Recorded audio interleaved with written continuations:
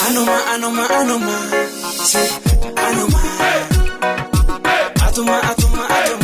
Harka fuuni akkam jirtu nagaa qabdu isiniin jecha akkuma beekamu torbaanitti pirankii akka isin gadhiisu waadaa isiniif galee ture akkuma waadaa isiniif gale saniin har'a pirankii Artist Abdi Fadis isiniif gadhiisa.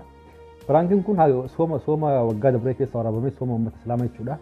Namoota hedduu pirankii ta'ee akkuma isinitti waan hedduu hojjannee ture achi booda duuti Artist Hacaaluu Hundeessaa nu mudatee hidhamuu hayyoota kennaa. Kanaaf wanni hundinuu hamileen waan takka dhugaa isinitti himuu barbaada. Haati warraatiyyaa hin maraataaf na sodaachaa turte sirri malee jechuun likkiin turre haalli jiru wanni yeroo takkaan irratti uumame. Haala kana keessatti ammoo waan akkanaa maxxansuun maalillee xiqqoo akka dhuunfaatti illee natti hin tolu. Garuu ilmi namaa jiraachuun barbaachisaa waan ta'eef kanaaf waan san hunda ammallee qabsoon deemaatuma jirti gumaan Hacaaluu hin baane waan hedduutu adeemaa jira hayyoonni keenya ammas hidhaa jiru uummanni biyya keessaa qabsoo jabduu keessa jira. Haa ta'uuti gaaffii namoota hedduutiin wanni kun nu haa gadhiifamu waan eegate akka waraabame ta'ee ittiin bohaarraa waan jettaniif isin gadhiisa. Piraankiin har'aa pirankii ajaa'ibaati. Anu amma otuu hin eegalin kolfaa jira. Artist Abdi Fadis Prank ta'ee reakshinii isaa reakshinii ajaa'ibaati. Maal jedheen sooma keessa waraabe Abdi Fadis beeyta Abdii Xayyib Waaqoo hin soomu jettee namatti haasoftee. Innaa waan akkanaa maaliif goota jedhee gaafadheeni deebiin isaa pirankilee godhe keessaa the best one jechuun pirankilee hedduu jira kan isiniif gadhiisuuf deemu Jaafar Yuusuf jettammoo Elemoo Alii Daawitee Mokonnin namni Addisuu Furgaasaa lakkayyuu hin fixu namoota hedduutu warra sooshaal miidiyaa gubbaa jiran kanallee Sa'aad Yuusuf fa'aallee gamtaa olaanaa namoota hedduu pirankii ta'e even warrootuma namoota guddaa warroota akka namoota hedduu pirankii ta'e maqaa isaanii amma sirriitti yaadadhu gara nama 70 qaama laaptooppii gubbaa qabu. Kanaaf reakshiiniin Abdii Fadis hedduu namatti tola. Isin hin dabrin dhaggeeffadhaa. Gabaaballee beektee dheeraa miti akkaanii. Kanaaf Abdii Fadis dhiifama naa godhii akkasii. Wala otuu gadi hin dhiisin anu amma kolfu jira.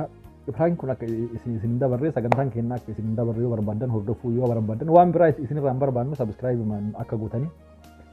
Sagantaa kana waraabuu ediit godhuun yeroo hedduu fudhata akka dhuunfaatti waan isinitti himuu barbaadu saantimii takka asirraa hin argadhu dhugaa rabbi saantimii takka Oromoon miidiyaa gubbaarra jiraachuun dirqama taati saantimii waan muraasa fakkeenya amma sa'aatii waan kan ediit itti godhu waan baay'ee hojjechuu danda'a waanuma akka doolaara takka lamaafaa waan akkanaatti kan hagammaatu takka birrii irraa fudhadhee hin beeku akka miidiyaatti warra alagaa kana yoo ilaallu taate isaan miidiyaa kana gubbaa jiran akka dhibbaan dhibbatti jechuudha.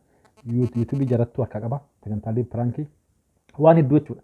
Kanaaf Oromoon gamanas dhufuu qaba haasa'u isinitti hin dheeressu pirankii Abdii Fadisiin akka bohaartan abdii guutuu qaba. Artist Abdii Fadis dhiifama guddaa naaf godhi. Pirankiin kan kee har'a gadhiifama.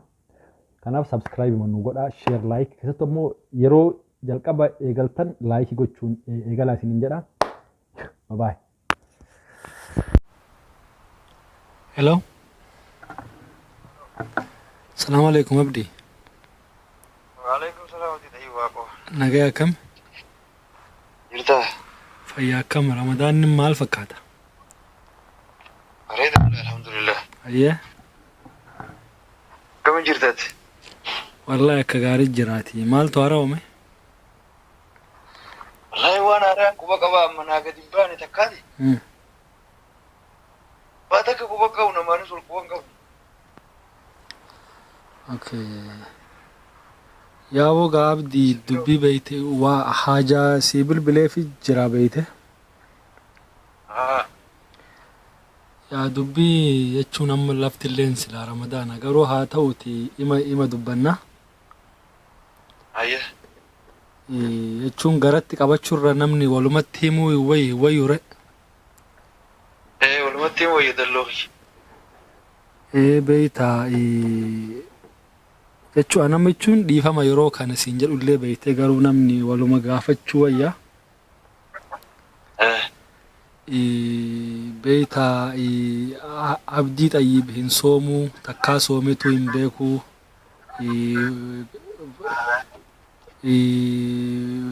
hin farshaana faa farshoo faa dhugaa Ramadaana keessaa soomutti iyyuu hin jiru anuu ragaadhaa jettee jedhan. Eenyu jedha? Ha? Eenyu jaya buleessa kiyya Ramadaan Rabbiitii waan akkana. Yaa jechuun illeen simarraa dura adda baafachuu barbaadeetis jechuun namni ani yoo soomillee yoo dhiisellee si galee namni wanta garuu dubbii gara qabachuurra jedhee si gaafadhe. Wallahi bagana gaafate wallahi an soomana kiyya naan keewwaliin habiibi waan akkana namuma hojii waa'ee keetii takka haaseen beeku saayiboo yoo saayib kunummaan kee kabiraa soom malee ani waan akkana namaa soomi wallahi. Namum eenyumaan hin jaa'u akkana eessa namaa wal argee habiibi. Yaa ammallee waan jechuun maraafuu yaa waan illeen simarraa qulqulleeffachuma naa wayya jedheeti. Bagana gaafate wallahi laaziman nama takka hajillee waan takka khayri waa'ee keetillee haaseeti sin beeku kanaa durallee haaseeti sin beeku obboleessa Rabbii. Wallahi Ramazaanan afaanii qabaa miti. Abdi. Amman kana caalaa dheeressuu hin danda'u jedhe. Pranki godhamaa jirta. Waraabamaa jirta. Obboleessa Ramazaan Rabbiitiin akkamitti akkana nama waraabu. Rabbiidha Rabbii. Obboleessa Bilaala kakkachuuta yaadan loobii Rabbii.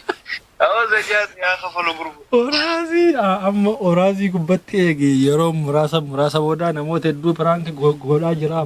Nama hedduu prank godhaa jira beekte. Abdi amma telefoona biraatiin bilbilaa jira beekte namoota biraatiif. Qoysitti ma. Namoota biraa telefoona biraatiin itti bilbilaa jira beekte akka biraa fakkeesse. Abdii Fadis amma yoo telefoona biraatiin illee itti bilbilee na beeka. Maaluma haa godhu. Sammuu keessa yaada oofee babaqqaamee haganumaan haa dhahu jedheeni.